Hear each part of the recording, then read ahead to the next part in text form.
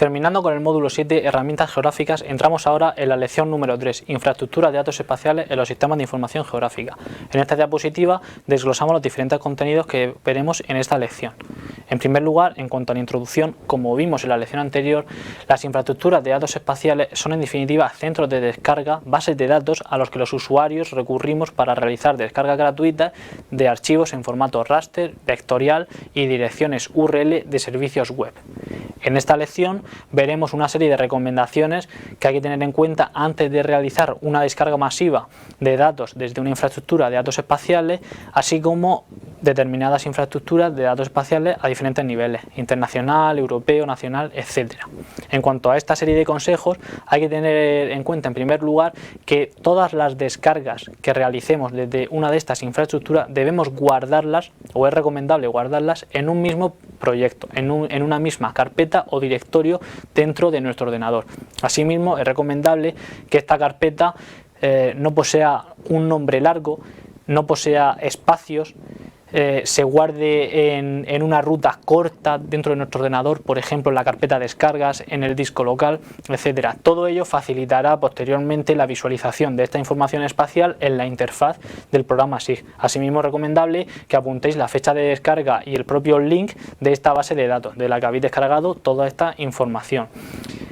No resulta nada recomendable que una vez que habéis descargado toda esta información y la habéis guardado en una carpeta, la cambiéis de ubicación, porque eso puede originar que con posterioridad, al visualizar toda esta información en las interfaces de vuestro programa SIG, las encontréis como caídas, porque habéis cambiado sin saberlo la ruta de lectura desde el programa hacia vuestra carpeta.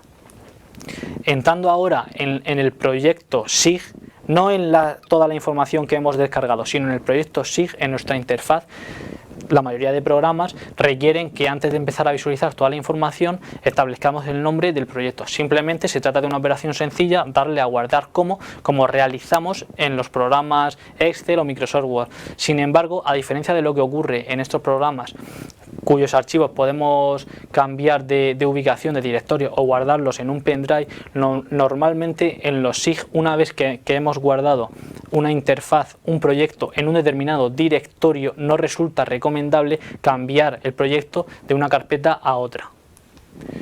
Por último, el último consejo que os doy antes de que empecéis a visualizar toda la información en vuestro programa SIG es que establezcáis el sistema de referencia espacial en vuestro proyecto SIG por defecto. Por ejemplo, en España desde 2015 se usa la proyección ETRS 1989 UTM Zona 30.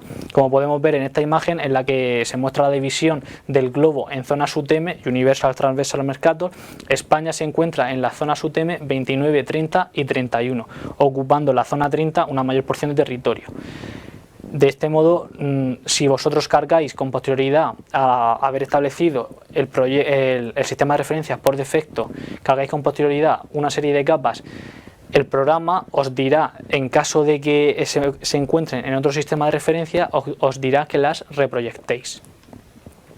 Por último, entramos ya en ejemplos de infraestructuras de datos espaciales a diferentes niveles. A nivel internacional destaca la base de datos mundial DIVA-GIS, que permite la descarga gratuita de información espacial de diferentes coberturas, usos de suelo, modelo digital de elevaciones, áreas administrativas para todos los países del mundo, a nivel de continente y a nivel de país. En este caso, por ejemplo, he descargado para Australia el modelo digital de elevaciones y las áreas administrativas.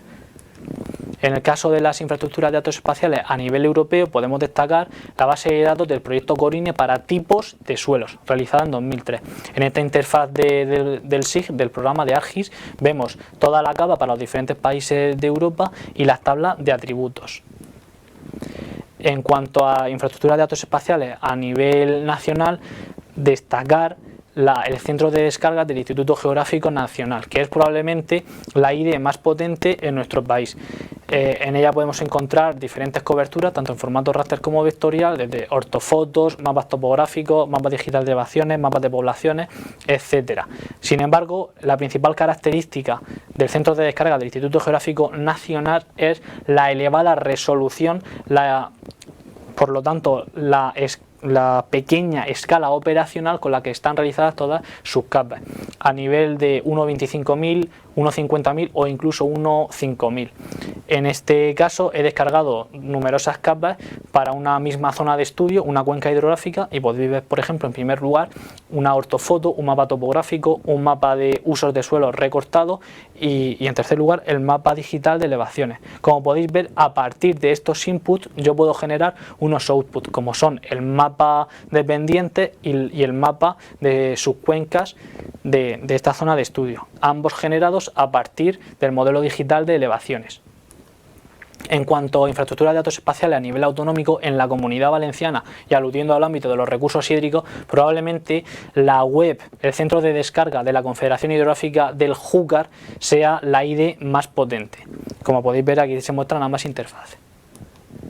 Por último, ante tantos datos e información a descargar, cabe preguntarse por dónde empezar nuestra búsqueda de datos en un proyecto, en un estudio, dejando a un lado las cuestiones obvias relacionadas con la temática de la información a buscar. Si queremos encontrar capas de tipos de suelo, evidentemente buscaremos en una base de datos de tipos de suelo. Dejando a un lado estas cuestiones, el principal criterio que debemos seguir a la hora de empezar a buscar en una base de datos o en otra es la escala operacional que necesitamos en nuestro estudio.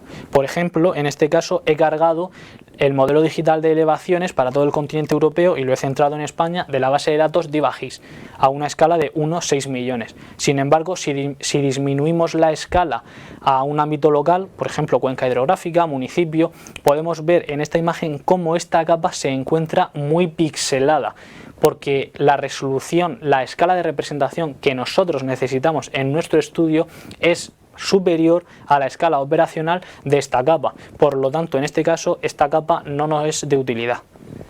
Debemos encontrar información, por lo tanto, en una base de datos nacional o autonómica. Muchas gracias.